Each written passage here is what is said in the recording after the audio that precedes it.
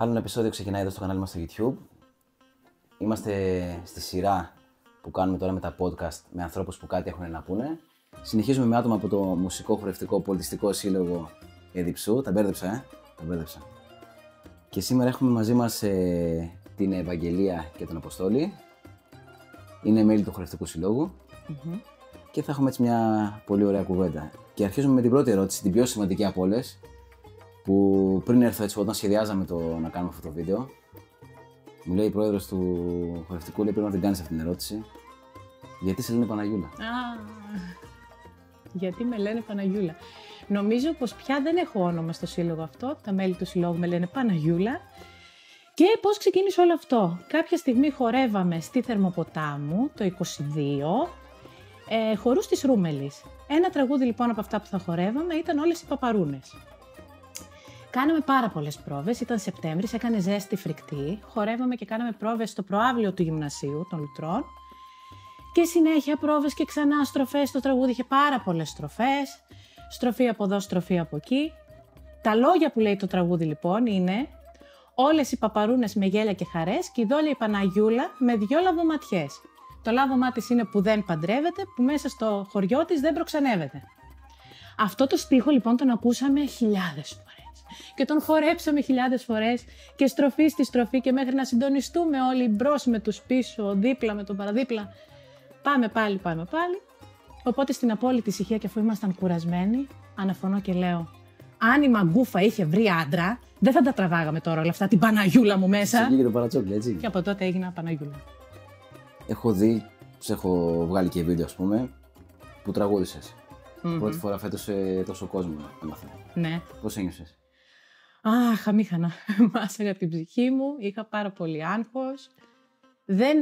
Στα δικά μου αυτιά τουλάχιστον δεν ήταν αυτό που είχα κάνει πρόβες σπίτι μόνη μου. Αλλά με το που ανέβηκα εκεί και ξαφνικά το φως και βλέπω τον κόσμο από κάτω. Ναι, δεν πήγε όπως το είχα σχεδιάσει, αλλά ήταν μια πολύ ωραία στιγμή. Βγήκε πολύ καλό πάντως. Ναι, και μου άρεσε πάρα πολύ. Για τα δικά μου, για τις δικές μου πρόβες και δεν βγήκε αυτό που ήθελα, αλλά οκ. Εντάξει. Αποστόλη, πώς συγκρότησες στο σύλλογο, στο χορευτικό? Είμαι από τα νεότερα μέλη του Χορευτικό Σύλλογο. Είμαι από το Φλεβάρι και είχα την τύχη να χορέψω σε αυτό το μικρό χρονικό διάστημα αρκετές παραστάσεις, να μετέχω σε αρκετές παραστάσεις. Πώς σου ήρθε έτσι να ασχοληθείς με το χορευτικό? Με τους παραδοσιακούς χορούς ήταν ένας πόθος κατά κάποιον τρόπο που είχε γεννηθεί σε κάποια φεστιβάλ που παρουσιαζόντουσαν στο λιμάνι της πόλης από το Σύλλογο Ξενοδόχων τότε. Και επειδή λόγω επαγγέλματος κάλυπτα την εκδήλωση, είχα βρεθεί απέναντι σε πολλούς παραδοσιακούς συλλόγους. Αυτό που έβλεπα με είχε συναρπάσει. Και εντάξει, ήθελα κάποια στιγμή να ασχοληθώ και λίγο με τους παραδοσιακούς χορούς. Να μπεις και στην απέναντι πλευρά, ας πούμε. Ναι, να χορέψω. Όχι, δεν σκέφτηκα τότε, γιατί δεν υπήρχε, αν θυμάμαι καλά, ακόμα σύλλογος. Ή και αν υπήρχε, εντάξει, λόγω άλλων παραγόντων δεν μετήχα σε αυτούς. Από τότε όμως ήθελα να χορέψω παραδοσιακούς χορούς. Φέτος, λόγω κάποιων άλλων συγκαιριών, είχα το χρόνο και μπόρεσα να μετέχω στο Χορευτικό Σύλλογο Εδιψού. Πώς αισθάνεσαι όταν χορεύεις? Πώς αισθάνεσαι όταν χορεύεις? Όταν χορεύεις καταρχήν εκπληρώνεις κενά, όπως όλοι πιστεύω. Μετά εκφράζεσαι. Ο χορός είναι έκφραση, είναι τέχνη και η τέχνη αυτή τη δουλειά, αυτή είναι ο σκοπός της. Τώρα γιατί ξεχωρίζω το χορό? Γιατί στο χορό υπάρχει, μάλιστα όχι στο χορό, γιατί ξεχωρίζω τους παραδοσιακούς χορούς, ελληνικούς παραδοσιακούς χορούς. Γιατί δεν είσαι μόνος σου. Είσαι μέλος μιας ομάδας, είσαι κομμάτι ενός τμήματος, ενός συνόλου που πρέπει να είσαι συγχρονισμένος και να ακολουθείς κατά κάποιον τρόπο ένα πλάνο. Και παίρνεις κάτι, την παράδοση, που πρέπει να τη διατηρήσεις και να την παραδώσεις. Και να τη συνεχίζεις, πολύ σωστά. Εσύ, Ευαγγελιό, πώς ασχολήθηκες με το χορό? Κατά λάθος. Κατά λάθος. Δεν περίμενα ότι θα μου αρέσει καν. Είχα φοβερό κόμπλεξ για το να συμμετέχω σε παραδοσιακούς. λόγω του παρουσιαστικού μου και λόγω ότι δεν είμαι μια ψηλή, λιγερόκορμη και δεν ξέρω τι.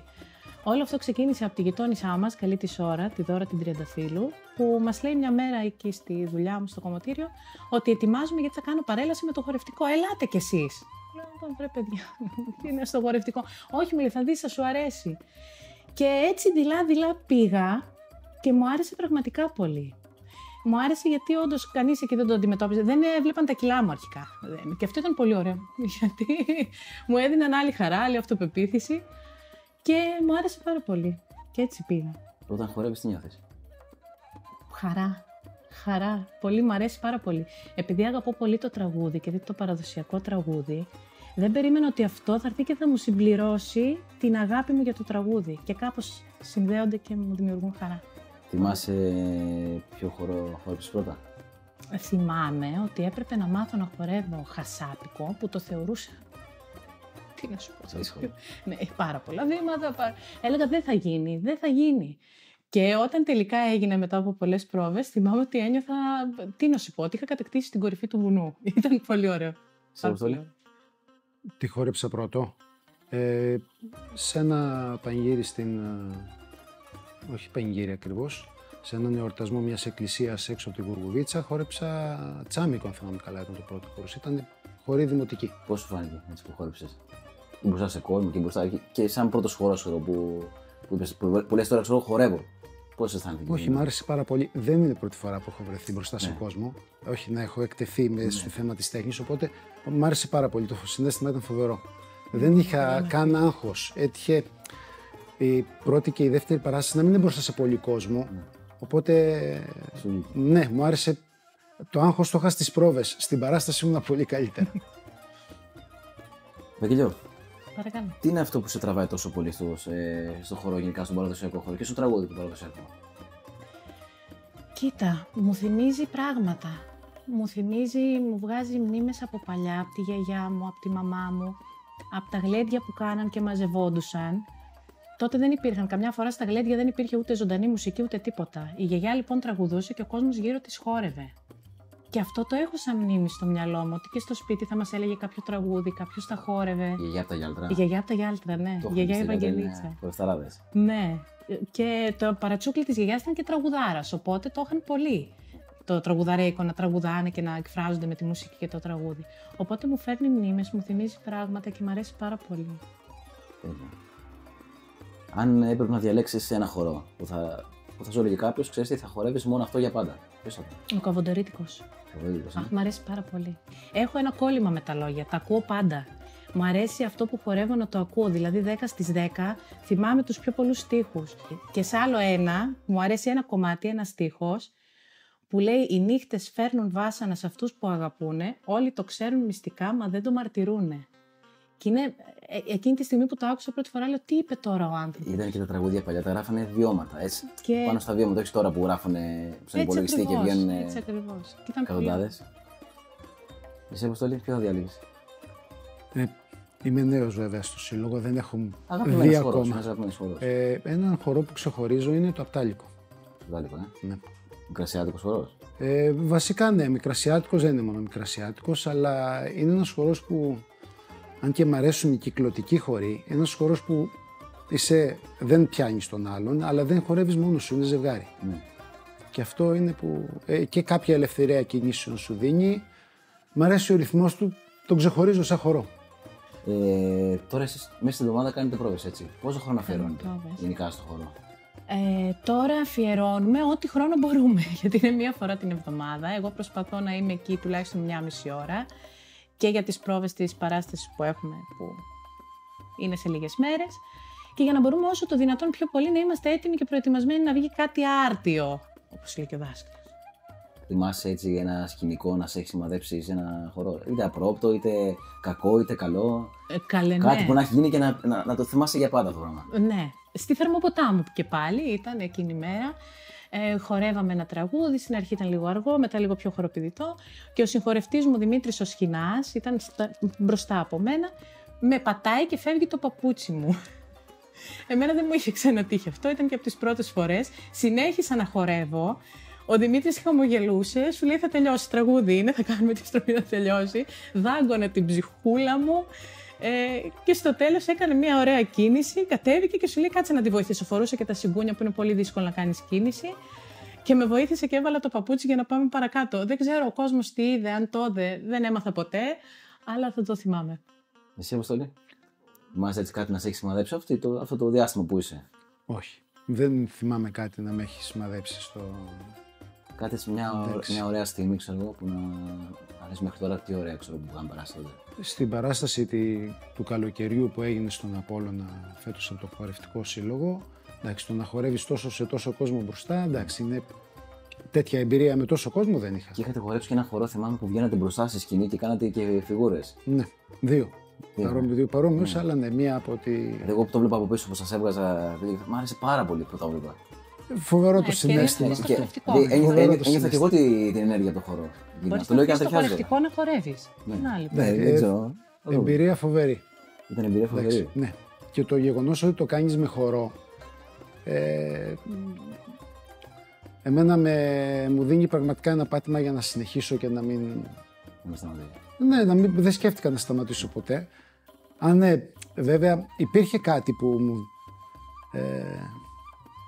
που μου θυμίζει την αρχή, δεν συνέβη σε παράσταση. Όταν ξεκίνησα, στο πρώτο μάθημα, στο δεύτερο μάθημα, στο τέλος του μαθήματος, είχε έρθει μία από τις παλιότερες χορεύτριες, μου λέει, είσαι σίγουρος ότι θες να συνεχίσεις?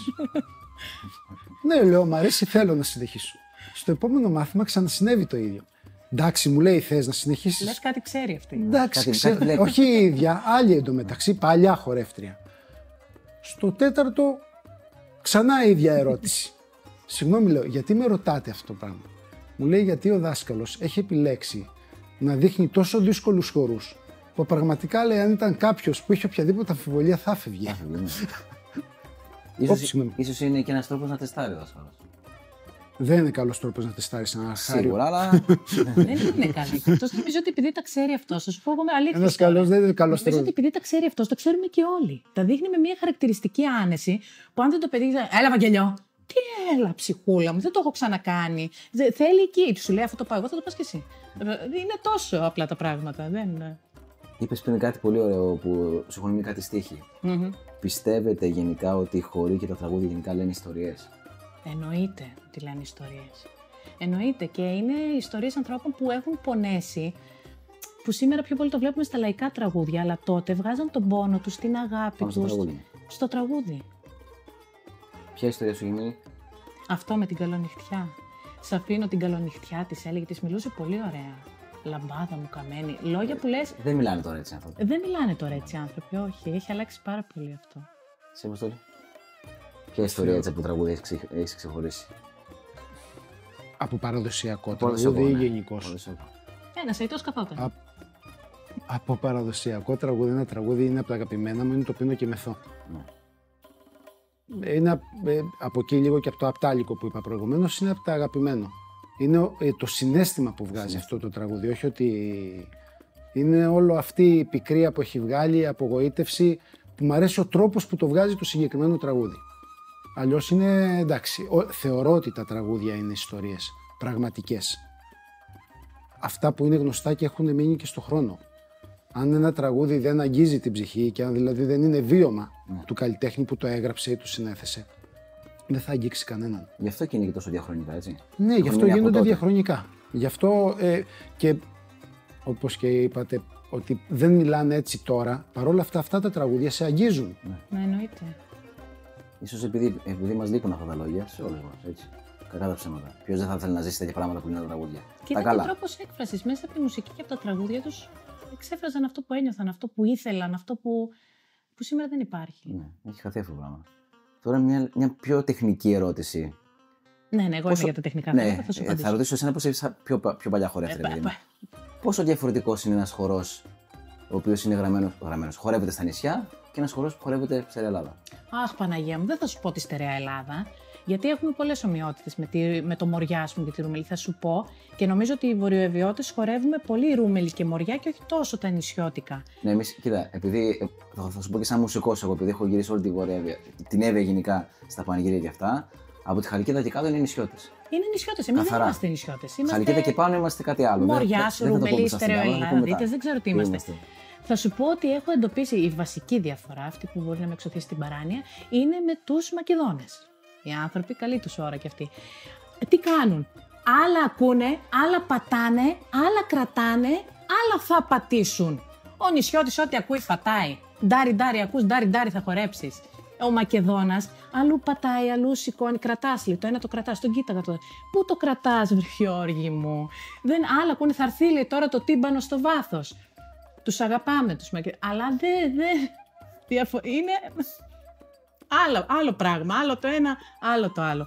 Και νομίζω ότι επειδή είμαστε νησιώτες και έχουμε μεγαλώσει με τα νησιώτικα και έχουμε τα βιώματα τα νησιώτικα, όταν ακούς το νησιώτικο λίγο. Ανεβαίνει η διάθεση. Λίγο ανεβαίνει η διάθεση. Και το ίδιο οι Μακεδόνες αντίστοιχα με τα δικά τους οι άνθρωποι. Και οι Πυρώτες με τα Υπηρώτικα και ούτω καθεξής.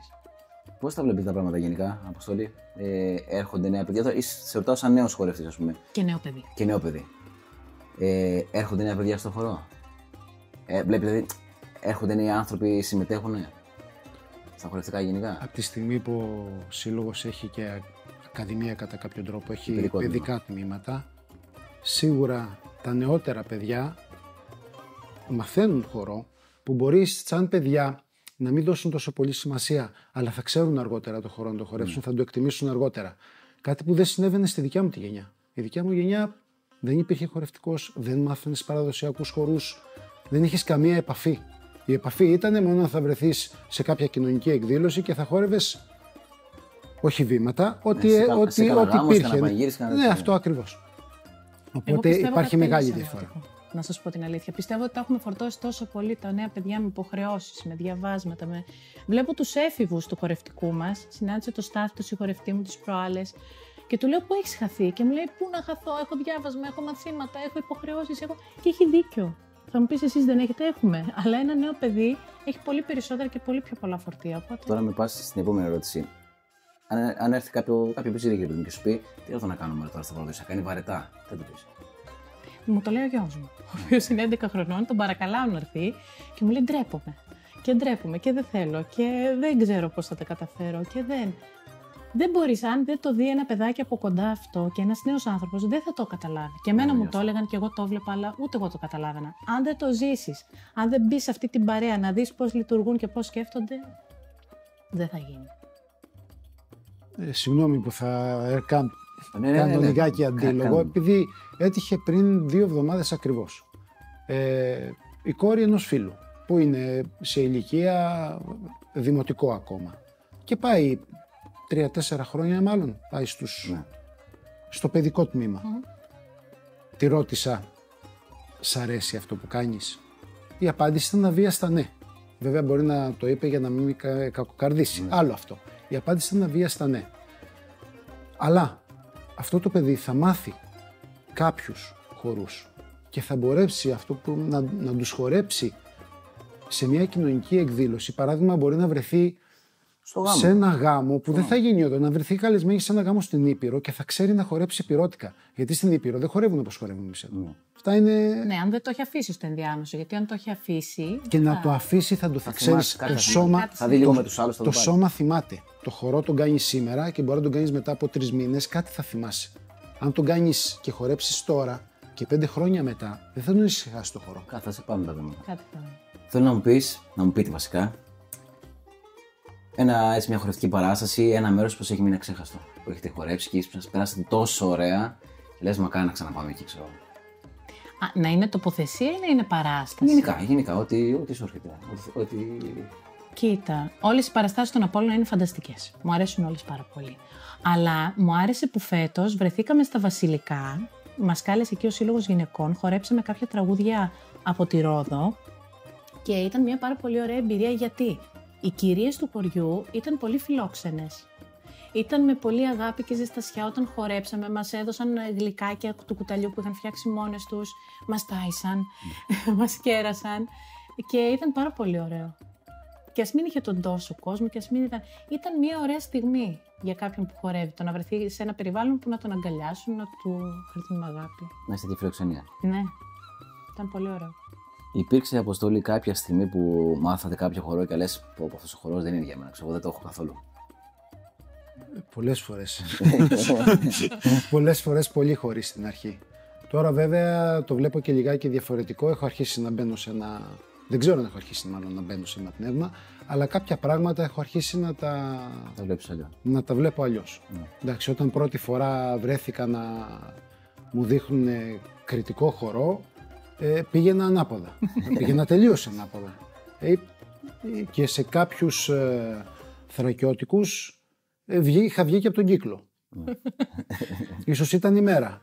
Τώρα δεν το βλέπω έτσι, γιατί οι θρακιώτικοι μ' αρέσουν κιόλας, τους ξεχωρίζω. Αλλά εντάξει, και ακόμα το λέω. Αλλά είμαι πάρα πολύ φρέσκος. Εσύ, Βαγγελιό? Εγώ.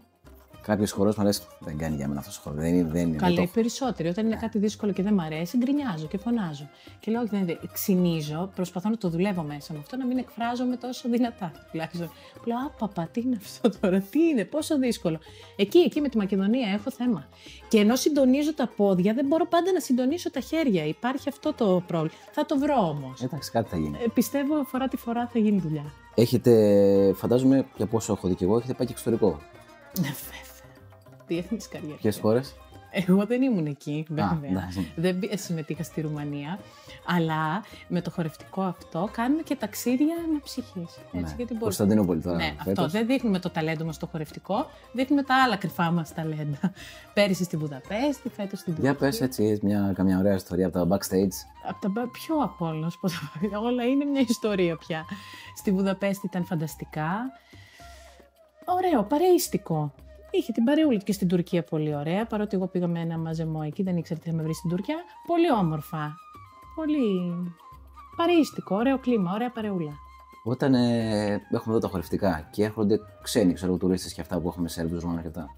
Στο Σχοινά έπρεπε να ρωτήσω τώρα. Δεν το ρώτησα. Είναι γκρουπ, έχει γκρουπ. Πώς αντιδρούν οι ξένοι να βλέπουν τα χορευτικά τα δικά μας? Τρελαίνονται. Δεν ξέρω τι τους ξυπνάει μέσα τους. Δεν ξέρω. Και τότε που σου λέω στο Θερμοποτάμι που χορεύαμε εμείς, ήταν και οι Ρουμάνοι μαζί. Ήταν αυτό το φεστιβάλ που γίνεται κάθε καλοκαίρι. Πριν από εμάς, λοιπόν, πριν βγούμε εμείς, οι Ρουμάνες κοπελίτσες από ένα χορευτικό τραγουδούσαν ξημερώματα, δίνεις δικαιώματα, με λαμέ και όλα αυτά. Και μετά βγήκαμε εμείς πάνω στη σκηνή καραγκούνες. Οπότε ήταν μία μίξη αυτή πάρα πολύ ωραία. Πολύ πολιτισμικό θα έλεγα ήταν. Πολύ ωραίες στιγμές. Αποστόλη, πώς θα βλέπεις τα πράγματα? Θα έχουμε σε 10-20 χρόνια, θα χορεύουμε τέτοιους χορούς ή θα τα σταματήσουμε? Όχι, δεν πιστεύω να σταματήσουμε. Ίσα ίσα που μπαίνουν, θεωρώ ότι ξαναβρίσκει το χαρακτήρα σε αυτό. Να ξαναπώ ότι όταν ήμουνα 20-25 χρονών υπήρχε το ίδιο ερώτημα. Και ήταν πολύ χειρότερα τα πράγματα τότε. Δεν χόρευε ο κόσμος παραδοσιακά, δεν ήταν τόσο πολύ οι παραδοσιακοί σύλλογοι, ειδικά στην επαρχία, διαδεδομένοι. Δεν ήταν κάτι διαδεδομένο. Μάλλον επειδή εμείς το είχαμε πιο φυσικό, πιστεύω. Ας πούμε, ένα σύλλογο στην Αθήνα, ή θυμάμαι εγώ από το χωριό του πατέρα μου στην Κρήτη, ξέρω εγώ, είχαν φτιάξει σύλλογο στην Αθήνα για να χορεύουν τα κριτικά να μην τα ξεχάσουν. Ενώ στην Κρήτη δεν είχαν σύλλογο. Επειδή τα χορεύανε κάθε μέρα, έτσι αλλιώς. Ναι, αλλά στην Κρήτη χορεύουν. Στην Κρήτη το κρατάνε. Η Κρήτη την ξεχωρίζω λίγο γιατί τη γνώρισα. Τα τελευταία 5 χρόνια τη γνώρισα. Στην Κρήτη είναι αλλιώς. Στην ενδοχώρα, να το πω, δεν ήμασταν έτσι. Τώρα ξαφνικά αρχίζουμε να βρίσκουμε και το παρελθόν μας και να μαθαίνουμε γι' αυτό. Όχι όλοι, αλλά τουλάχιστον υπάρχουν άνθρωποι που έχουν φτιάξει και εκπολιτιστικούς συλλόγους και παραδοσιακούς συλλόγους, ασχολούνται με τη λαογραφία, με την έρευνα πάνω σε αυτό το θέμα. Δεν συνέβαινε πριν 30 χρόνια αυτό. Αυτό δεν συνέβη. Τώρα συμβαίνει. Τώρα ο κόσμος αρχίζει να ψάχνει να βρει ποιος ήταν και από πού προέρχεται. Είναι και αυτό και ένας λόγος που ξεκίνησα και εγώ τα βίντεο που κάνω, ας πούμε, για χόμπι δικό μου. Είναι αυτό, επειδή γενικά μετά τις φωτιές, ξέρω εγώ, είπα ότι εντάξει, δεν θα το βάλουμε κάτω. Θα ψάξω να βρω λίγο για τα χωριά. Και είδα ότι μου αρέσει, ξέρω, και αρέσει και στον κόσμο, θα το συνεχίσω. Και ένας λόγος που κάνουμε και αυτά τα podcast είναι και αυτό, ρε παιδί μου, λίγο να ψαχνόμαστε λίγο με την παράδοση και αυτά. Δεν ξέρω αν θα μας βγει σε καλό. Είπαμε σε κάποια στιγμή λιγάκι ότι η Νότια Εύβοια είναι νησιώτες. Ναι. Ενώ η Βόρεια δεν είναι νησιώτες. Νησιώτες είμαστε, αλλά... Τι συμβαίνει όμως? Η Βόρεια Εύβοια καταρχήν έχει δεχθεί πάρα πολλές φορές προσθήκες. Ναι. Προσωπικά είμαι απόγονος πρόσφυγα Κωνσταντινοπολίτη. Όπως επίσης εδώ στα Λουτρά της Εδιψού υπάρχουν υπήρχαν 2-3 τετράγωνα που ήταν προσφυγικοί καταβλισμοί Μικρασιατών και 2-3 τετράγωνα που ήταν προσφυγικοί Κωνσταντινοπολιτών. Δίπλα έχουμε πόντιους, ολόκληρους οικισμούς. Τη Βαρβάρα, τον Νέο Πύργο πάλι Μικρασιάτες. Άλλαξε ο πληθυσμός της Βορειοεύβοιας και αυτό που δεν ήξερα πρόσφατα το ανακάλυψα ήταν ότι το 26 έγινε μια εκαθάριση. Για την ακρίβεια, ένας Τούρκος στρατηγός, επειδή μόλις είχαν δολοφονήσει τον Γοβιό και έναν οπλαρχηγό Σουλιώτη, δεν θυμάμαι, που αυτοί βασικά υπερασπιζόντουσαν τη Βόρεια Εύβοια, τότε έγινε μια εκαθάριση ολική από τα Ψαχνά και πάνω. Δεν έμεινε τίποτα. Ναι. Είναι και ένας λόγος που δεν έχουμε βυζαντινά εκκλησάκια στη Βόρεια Εύβοια. Πολύ λίγα. Και αυτά που έχουμε είναι ένα κομμάτι τους, ένα στίχος, ένα κομμάτι από ιερό, δεν έχουμε φυτούσιο. Ακριβώς. Νομίζω ο μοναδικός μας έχει μείνει στη Παναγία Θεοτόκου, που είναι προς τα Γιάλτρα, που είναι αυτό το εκκλησάκι το μικρό που είναι για διάλυση. Είναι πρώιμος βυζαντινός αυτός. Το μόνο που έχει μείνει είναι η Παναγία Ντινιούς. Είναι το μόνο που έχει μείνει αυτούσιο σαν εκκλησάκι. Όλα τα άλλα καταστραφήκανε. Και καταστραφήκανε και εκδιώχθηκε και ο πληθυσμός. Άδειασε για 3-4 χρόνια η Βόρεια Εύβοια, μετά ξαναγύρισαν. Και ίσως δεν ξαναγύρισαν ήδη. Είναι, πιστεύω, και ένας λόγος που η Βόρεια Εύβοια έχει ένα τελείως διαφορετικό χαρακτήρα στον πληθυσμό της. Τι θα λέγατε σε κάποιον που σκέφτεται να ξεκινήσει? Πες ότι εγώ σκέφτομαι να ξεκινήσω παραδοσιακός χορός. Τι θα μου λέγατε? Καλό κουράγιο. Μην το σκέφτεσαι πάρα πολύ. Καλό κουράγιο. Μην το σκέφτεσαι πάρα πολύ, δεν χρειάζεται. Δεν θέλει σκέψη, θέλει όρεξη, θέλει να πίνεις και ένα ποτήρι τσιπουράκι, βοηθάει πριν από κάθε παράσταση. Αυτό δεν είναι κουράγιο και όρεξη και όλα τα άλλα θα έρθουν. Πολύ ωραία. Είναι μια παρέα. Τη σωστή παρέα. Δεν είναι, ξαναλέω, είναι τέχνη ο χορός. Η παραδοσιακή χορή είναι μια τέχνη, όμως δεν την κάνεις μόνος σου. Άλλο να έχεις το εμπόδιο να υπερβάλλεις όταν θα βγεις, γιατί όπως και να το κάνεις, ανεβαίνεις πάνω σε μια σκηνή και εκτίθεσαι απέναντι σε πάρα πολύ κόσμο. Στο χορό έχεις το πλεονέκτημα ότι δεν το κάνεις μόνος σου, δεν χρησιμοποιείς λόγο, είναι το σώμα σου που δείχνει αυτό που εκφράζεσαι. Και αυτό είναι πλεονέκτημα. Όπως είπε και ο Δημήτρης στην προηγούμενη συνέντευξη, ο χορός μιλάει πρώτα. Ο χορός, λέει, είναι ο τρόπος να εκφράζεις αυτά που θες, ξέρω εγώ, και να ζωγραφίζεις, λέει, στη γη. Με τα λόγια σου, με τις κινήσεις σου. Ζωγραφίζεις αυτά που θες να πεις στη γη. Τα συναισθήματά σου. Ωραία. Νομίζω πέρασαμε πάρα πολύ ωραία. Ναι. Εσύ που είχες άγχος. Εγώ που είχα άγχος πολύ. Και έκανα και λάθος, καλή. Έβαλα λόγια στον Κοβοντορίτικο. Κοίτα, είναι μια πολύ ωραία ιδέα. Κάποιος να βάλει λόγια στον Κοβοντορίτικο. Όπως και τα καγγέλια. Εγώ να σου πω, τα καγγέλια ήταν ακουστικός χορός, δεν υπήρχαν λόγια. Έχω τόσα να σου πω για τα καγγέλια. Για πες μου. Δεν θα ήθελα τώρα. Δεν τις παρούσεις. Ότι όταν βγήκε αυτό το τραγούδι, τέλος πάντων, όταν έγινε διάσημο, είχε γίνει πολλής πόλεμος και πολλή λογοκρισία και πολύ. Γιατί βάλανε λόγια. Ναι, και έπεσα πάνω σε ένα βιντεάκι πολιτιστικού συλλόγου που έκανε έναρξη. Πολιτιστικός χορευτικός συλλόγος, δεν θυμάμαι δυστυχώς από ποιο μέρος ήταν, και μπαινάνε, έκαναν είσοδο με τα καγγέλια. Ναι. Και λέω, κοίτα να δεις πόσο λάθος το έχουμε πάρει εμείς και πόσο το παρεξηγήσαμε και πόσο αυτοί το εκτιμούν και το χορεύουν και το. Όπως εγώ, θα σου πω σαν μουσικός. Εγώ πάντα ήξερα ότι ο ήλιος, το τσάμικο, είναι ακουστικό. Ναι. Και όμως έχει λόγια. Και το έχει πει και η Φίλια Πυργάκη. Και νομίζω μετέπτει και η Γιώτα Γρήβα, αν δεν κάνω λάθος. Ναι. Εγώ και το έμαθα σχετικά πρόσφατα ότι αυτό το τραγούδι έχει λόγια. Δεν το ήξερα. Δεν το ήξερα, γιατί εμείς που το παίζουμε εδώ στην περιοχή. Το αίτημα δηλαδή, με λίγα λόγια από αυτή την συζήτηση εδώ, τελικά είναι να μπουν λόγια στον Κοβοντορίτικο. Πρέπει κάποιος να βάλει λόγια. Αν μας ακούει κάποιος για να μην γίνομαι εγώ, βάλτε κάτι, γράψτε κάτι. Εγώ θέλω να σας ευχαριστήσω που παραμερίζετε λίγο το άγχος σας και το track. Εμείς ευχαριστούμε. Και σας τραβήξαμε μεσημεριάτικα εδώ να μιλήσουμε. Πειράζει, ωραία, περάσαμε. Να είστε καλά, να χορεύετε πάντα έτσι όμορφα. Να κάνουμε τέτοια όμορφα πράγματα. Έτσι. Και από τη μία και από την άλλη πλευρά. Και εμείς που βγάζουμε έτσι καμιά φωτογραφία. Έτσι. Πώς το ξέρεις καλύτερα από μένα. Να δίνουμε υλικό, να δίνουμε υλικό.